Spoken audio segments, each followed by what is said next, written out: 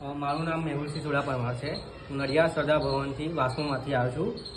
અમે અત્યારે stop diary અભિયાન ચાલુ છે. એ અભિયાન અંતર્ગત ખેડા જિલ્લાની વિવિધ સ્કૂલોમાં એફટીકે કીટ અને સ્વચ્છતા વિશે સમજાવવાનું છે. એમાં આજે હું ખુદાબાદની પ્રાથમિક શાળામાં આવ્યો છું, જેમાં આપણે અત્યારે 3 ગામનું પાણી લીધું છે. ગામના બોરનું, પછી સ્કૂલનું છે અને આરોનું પાણી લીધું છે. એમાં હમણાં પહેલું ટેસ્ટિંગમાં આપણે TDS ટેસ્ટ કરીને સમજાવું છું. સરકારી લિમિટ છે TDSની 0 થી 2000. આપણે આ TDS ચેક કરીશું.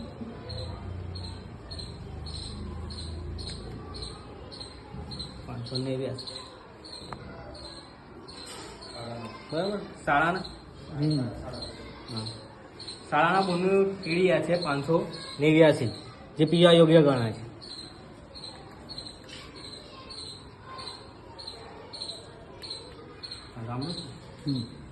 ગામના બોરનું TDS ચેક કર્યું આપણે, હવે એ છે 543. એ પણ પીવા યોગ્ય છે.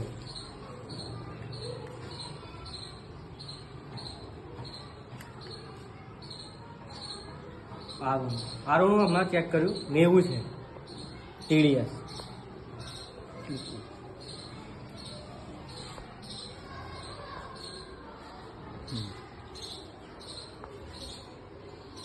બરાબર.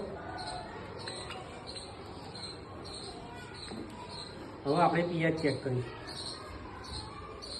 પીએચ ચેક કરવા માટે 2 ml પાણી લેવાનું.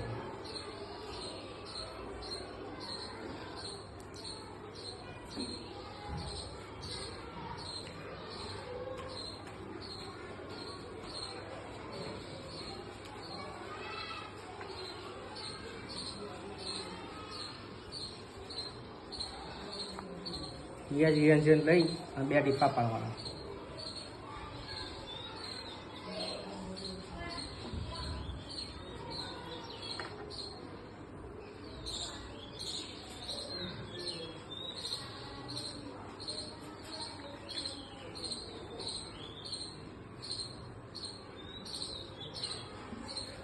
પીએચના 2 ટીપા પાડ્યા પછી આ પીએચ 4 છે. પીએચ 4ની લિમિટમાં લખેલી છે 7 થી 9.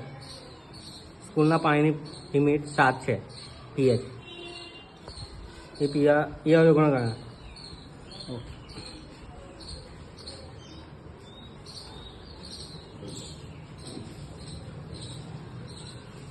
હવે આપણે નાઇટ્રેટ ચેક કરીશું.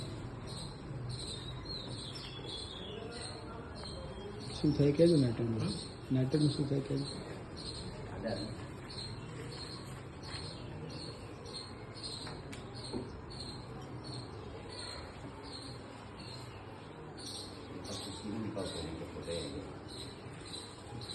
નાઇટ્રેટ આપણે ક્ષારવાળું ક્ષારયુક્ત ખારા ખબૂચિયા પાણીમાં આજુબાજુ બોરના આજુબાજુ ભરાઈ જાય. ક્ષાર જે ગામમાં ઉકેળા હોય છે, ઉકેળાનું પાણી અંદર જાય એટલે નાઇટ્રેટનું પ્રમાણ વધી જાય છે. એના માટે આપણે નાઇટ્રેટ ચેક કરીશું. નાઇટ્રેટ ચેક કરવા માટે આપણે પહેલાં 10 ml પાણી લેવાનું છે.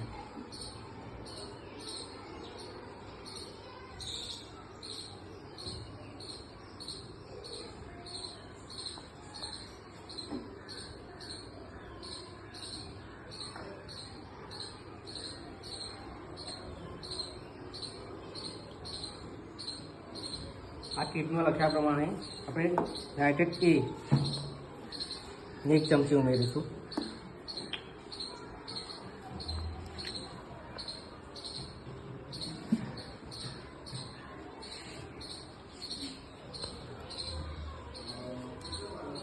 પછી મિક્સ થવા દઈશું.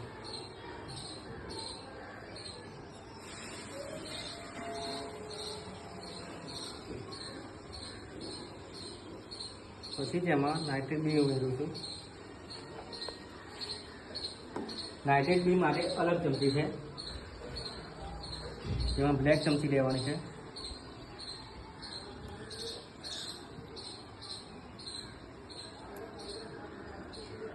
હું નાઇટ્રેટ B ઉમેરું.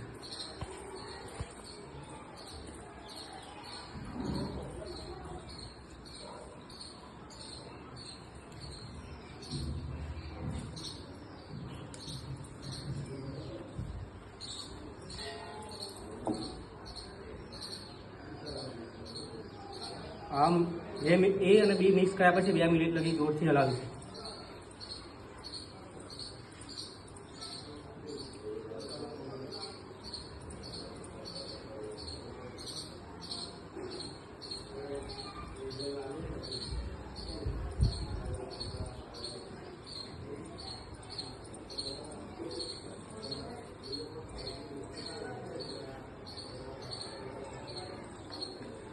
આ મિક્સ થયા પછી અને 6 મિનિટ સુધી કલર બદલાય ત્યાં સુધી રાહ જુઓ.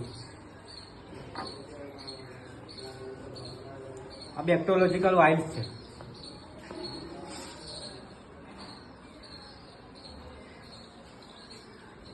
આ વાઇલ્સમાં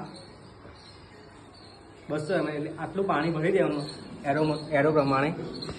એ ભર્યા પછી આમાં પાણી ડાયરેક્ટ બોરથી ભરવાનું, કાં તો ડાયરેક્ટ નળથી.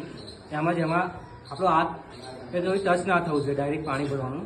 પછી એ ભર્યા પછી આ 24 કલાક માટે મૂકી દેવાનું. આનું પાણી બ્લેક થઈ જાય તો પીવા યોગ્ય નથી, પીળું અને લાલ થઈ જાય તો પીવા યોગ્ય ગણાય.